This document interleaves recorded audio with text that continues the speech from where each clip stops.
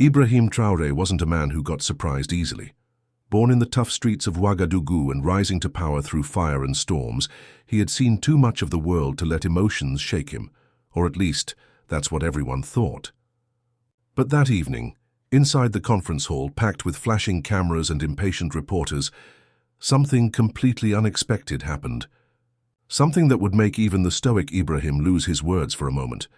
He was there for the Global Leadership Summit, a place where powerful leaders, activists and diplomats gathered to discuss the future.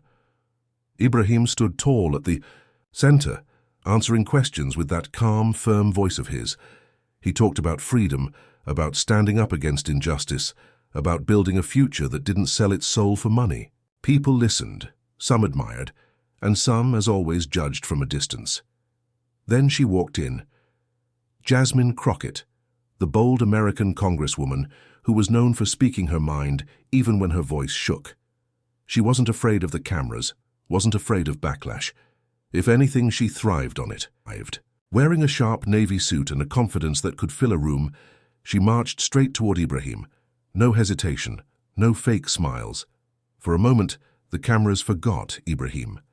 They turned toward her. Everyone held their breath when Jasmine leaned, in slightly looking Ibrahim dead in the eye. Her voice, smooth but strong, carried through the hall without a microphone. "You are one of the bravest leaders of this generation," she said. "Not just because you fight outside enemies, but because you fight the ones who wear friendly faces and hide knives behind their backs." The room went silent. Ibrahim blinked. For a full 5 seconds, which felt like forever, he said nothing. His mouth opened slightly, then closed again. It wasn't just the compliment. It was how she said it, like she had seen through all. The layers he wore like armor, like she knew the exact wounds that kept him up at night. Compliments he could usually brush off. But this one, it hit different. He finally managed to speak, but his voice had lost that usual unshakable tone. I did not expect such words from someone so far away," Ibrahim said, clearing his throat. "It seems true strength recognizes true struggle, even across oceans." Murmurs filled the room. Some clapped. Some just stared, shocked at seeing the usually unflinching leader caught so off guard. But Ibrahim didn't care. For once, he let the moment sit heavy on his shoulders without trying to shake it off. What he didn't know was that Jasmine's words were only the beginning. A storm was brewing, one that would drag both their names into the middle of a fight bigger than either of them had bargained for. And this compliment, this tiny spark, was about to set fire to everything. The conference moved on, but Ibrahim couldn't. Even as he answered more questions and posed for photos, a part of his mind stayed stuck on that moment with Jasmine. Her compliment had peeled back something in him he thought he had buried deep. The loneliness of fighting battles few understood, the constant second-guessing if he was doing the right thing, if it was all even worth it. Later that night, after all the cameras had shut off and the crowds had melted away, Ibrahim found himself staring out the window of his hotel suite. The city lights below buzzed like 1,000 restless thoughts. He didn't bother turning on the TV or checking his phone. He just stood there, hands in his pockets, the weight of the day pressing against his back. A soft knock at the door pulled him from his thoughts. He frowned.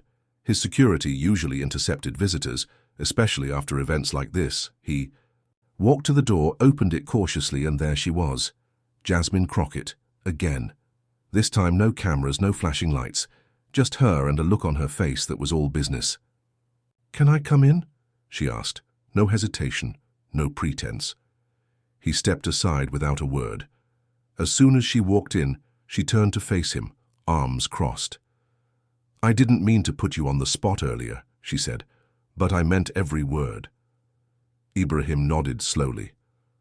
"It is rare," he said, "to meet someone who speaks without needing an audience."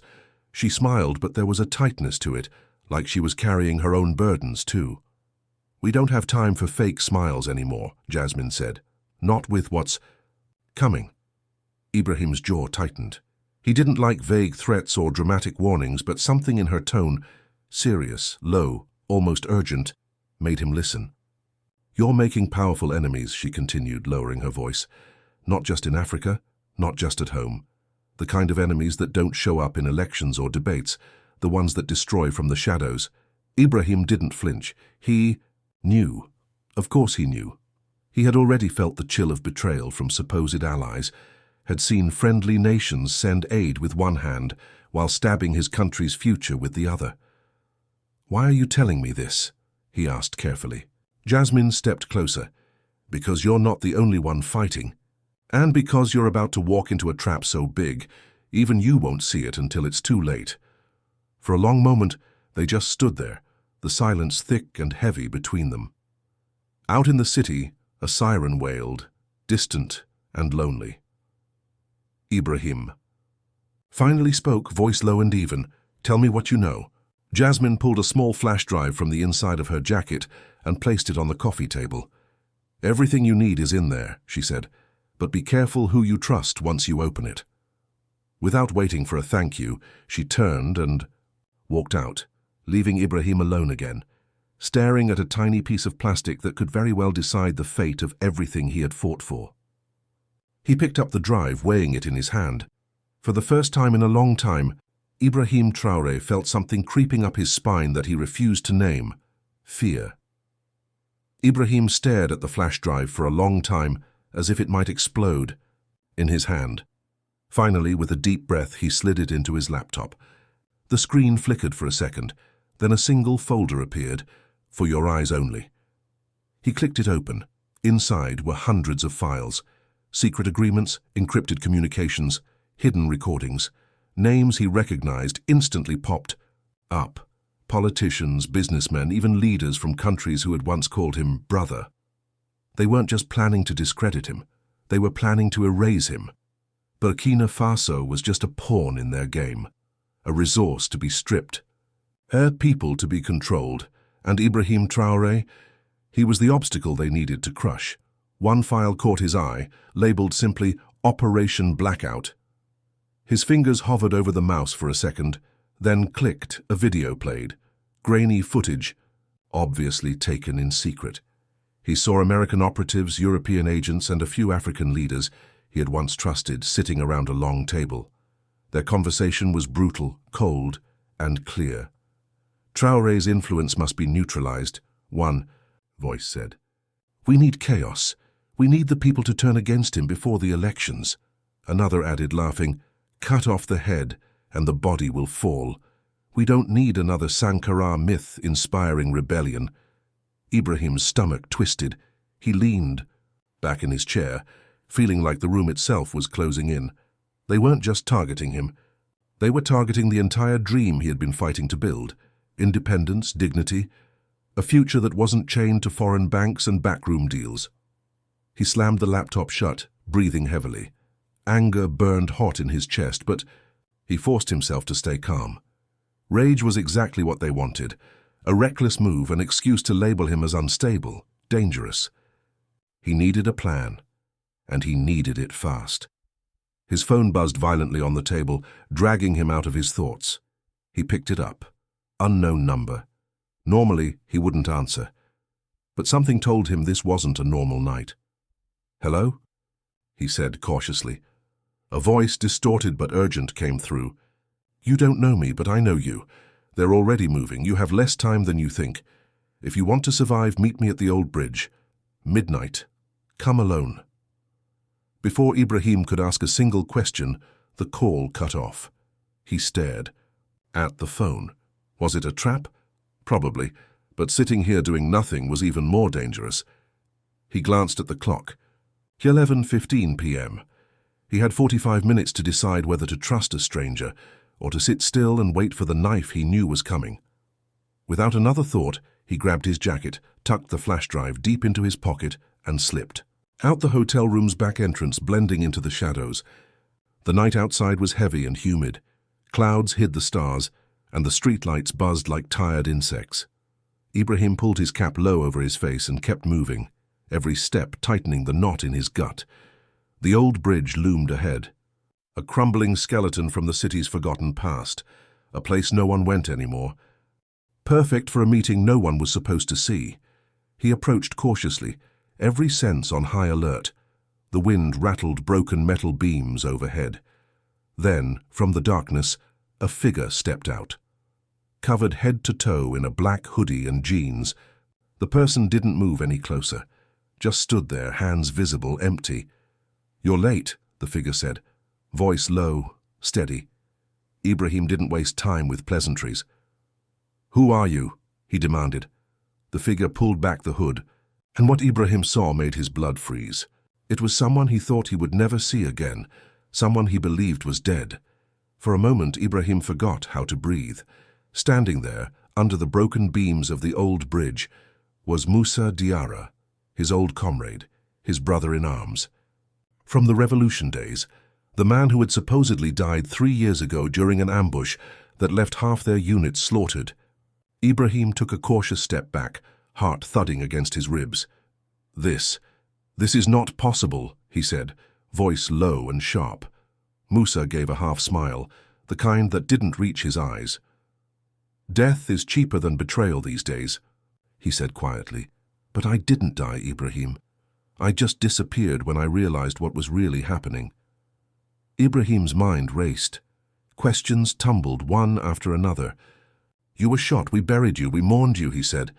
Musa's face darkened. "You buried a body wearing my uniform, that's all. And while you were busy fighting battles you thought were yours, the real war was happening behind your back." Ibrahim clenched his fists. "You should have told me." Musa shook his head bitterly. "I tried, but by then the knives were already too deep. If I had stayed, I would have been another corpse they used to send you a message." The two men stood in heavy silence for a while, the broken bridge groaning above them. Finally Ibrahim spoke. "Why now?" Musa stepped closer, voice dropping even lower. "Because they're coming for you, Ibrahim. Full force. They don't want a scandal. They don't want to break your spirit. They want you dead. Quietly. Neatly. Like you never existed." He pulled a crumpled piece of paper from his jacket and handed it over. "It's a kill order," Musa said grimly. "Signed yesterday. Not even by your enemies. By your own people." Ibrahim unfolded the paper. His hands shook just slightly. At the top was the seal of his own provisional government. At the bottom were 3 signatures, including one from his deputy, a man Ibrahim had trusted with his life. The betrayal burned hotter than anything else. "They're scared," Musa said, watching him. "Your vision terrifies them more than bullets ever could. An Africa that says no. A Burkina Faso that refuses to be a puppet. They don't want freedom. They want control." Ibrahim folded the paper slowly, methodically, the rage inside him simmering like a volcano about to blow. "What do they plan to do?" he asked. Musa's voice was hard. "Tomorrow morning they'll announce you've resigned due to health reasons. If you refuse, they'll create a health problem for you." Ibrahim almost laughed. A short, bitter sound. "I suppose Jasmine Crockett was right," he said under his breath. Musa's eyes narrowed. "You've got allies you don't even know about. Crockett isn't alone. There's a small group. Activists, rogue politicians, journalists, people who still believe in truth." "But," Ibrahim prompted. Musa's jaw tightened. "But they can only help you if you move fast. If you stay, you're dead. If you flee, you'll be branded a coward and a traitor. Either way, they think they've cornered you." Ibrahim looked out across the dark river, the lights of the city shimmering like lies on the water. He could fight. He could run. Either way, everything he had built could crumble overnight. Unless he found a way to turn the trap against them. He turned back to Musa, his eyes sharp and clear now. "Tell me everything you know," he said, "and be quick. We don't have much time left." Somewhere in the distance a siren wailed again, a ghostly warning in the humid night air. The war for Ibrahim Traoré's future had already begun. Musa didn't waste time. He pulled out a small notebook, flipping it open with quick fingers. It was filled with names, dates, locations, a spider web of betrayal stretching farther than Ibrahim had dared imagine. "The main players are your own cabinet members," Musa began. "They've already lined up your replacement, a puppet they can control. Someone who'll sign the contracts, open the mines, flood the country with foreign money, and they've promised him immunity from prosecution once you're gone." Ibrahim's jaw clenched so hard it hurt. "And the military?" he asked.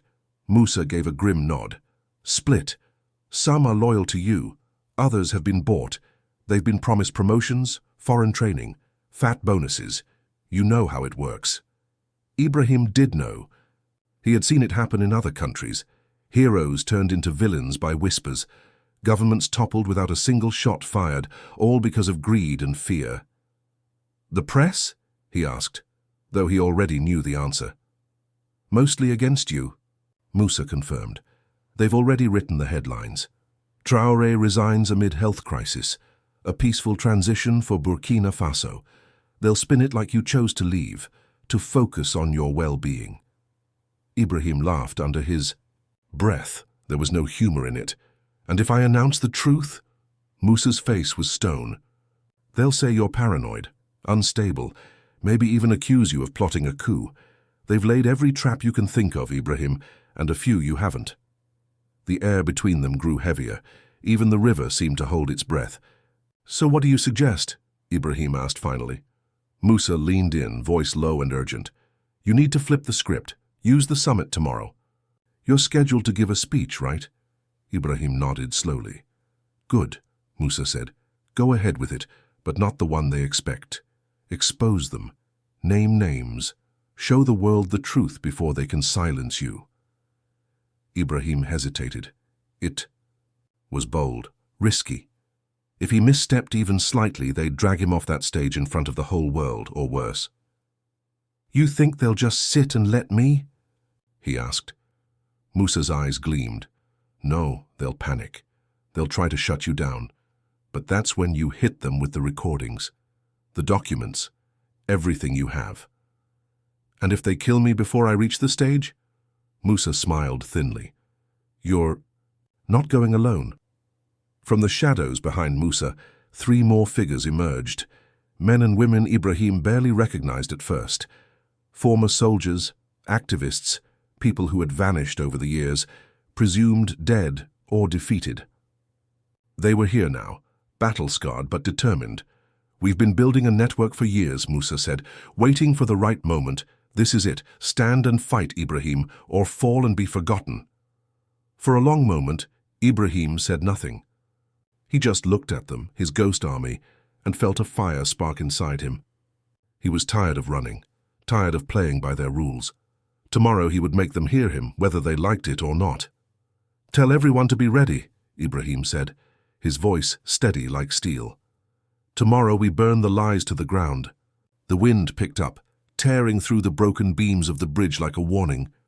But Ibrahim Traoré didn't flinch anymore. He had chosen his path, and there was no turning back now. Morning came heavy and grey. Clouds hung low over the city, pressing down like a giant hand. The air felt strange, charged, like a thunderstorm about to crack open the sky. Inside the summit building, the tension was almost visible. Journalists buzzed around like flies. Politicians whispered in corners. Security guards stood stiff at every entrance. Everyone knew something was brewing. They just didn't know what. Ibrahim arrived without an entourage. No grand announcement, no fake smiles. Just him, walking with a quiet, dangerous calm that turned heads as he moved through the crowd. He wore a simple black suit. No medals, no flashy symbols of power. He didn't need them. Today he wasn't here to impress anyone. He was here to tear the mask off the face of betrayal. Up on the main stage, the organizers were already fidgeting. They had a carefully written speech prepared for him, a safe, watered-down mess about unity and partnerships, a script that would make the Western sponsors clap and smile. Ibrahim didn't even glance at the folder they tried to hand him. Instead, he walked straight, up to the podium, his steps echoing across the vast marble floor. Every camera in the room turned to him. Every politician sat a little straighter. He looked out over the sea of faces, many smiling politely, hiding knives behind their teeth. "Good morning," he began, voice deep and steady. Silence fell like a hammer. "I was given a speech to read today," he said, holding up the official folder. Something about peace, cooperation, moving forward together. He paused, letting the words hang heavy. "But today, I will not speak their lies. The room shifted uneasily. Some reporters leaned forward, sensing something electric was about to happen. The organizers behind the scenes panicked. Signals flickered between staff. They tried to gesture at the technicians to cut the mic. Too late. Ibrahim reached into his jacket and pulled out the flash drive Jasmine Crockett had given him. Calmly, he plugged it into the screen system. Behind him, the massive display lit up. Names, documents, video clips, conspiracies laid bare for the entire world to see. These, Ibrahim said, his voice cutting through the stunned gasps, are the real plans made for our nations, not by enemies we fight openly, but by those who smile in our faces and poison our wells when we turn our backs. Faces in the audience turned pale. Some stood up, some tried to leave. Security guards looked uncertain, waiting for orders they weren't sure would come. I was not meant to survive this summit, Ibrahim continued. They plotted to remove me, through lies, through betrayal, through murder if necessary. They believe they can silence the dream of freedom with a few signatures and a few bullets. He paused, looking directly into the cameras.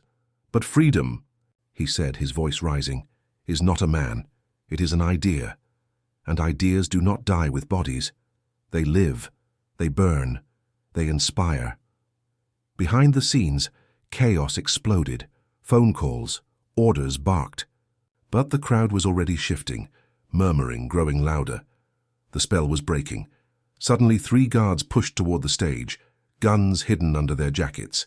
Ibrahim's soldiers, Musa's ghost army, moved faster. In Itoi, seconds the stage was flooded with men and women who had no intention of letting their leader fall quietly. The guards were disarmed without a shot being fired. The cameras caught everything. The world saw it all. The conspiracy, the betrayal, and the strength of a people who refused to be sold. Standing at the center, unbroken, Ibrahim Traoré gripped the microphone tighter. "Let them come," he said. "We are not afraid anymore." The summit hall exploded into chaos. Some delegates bolted for the exits, pushing each other aside. Others stayed frozen in their seats, wide-eyed, as if witnessing the collapse of a world they thought was untouchable. Security teams shouted into radios, orders clashing, confusion spreading like wildfire. But Ibrahim didn't move.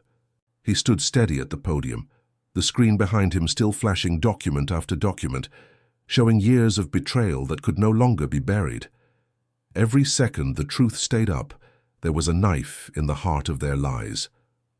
Musa and his team formed a shield around the stage. No one was getting to Ibrahim now, not without a fight they weren't ready for. Across the room, Ibrahim locked eyes with Minister Kamano, his own deputy, the man whose signature had been on the kill. "Order!" Kamano's face was a storm of fury and panic, his hands shaking as he barked into a private phone, desperate to salvage control. Ibrahim raised his voice again, cutting through the noise like a blade. "To the people of Burkina Faso, and to all, nations who still believe they are free, hear me," he thundered.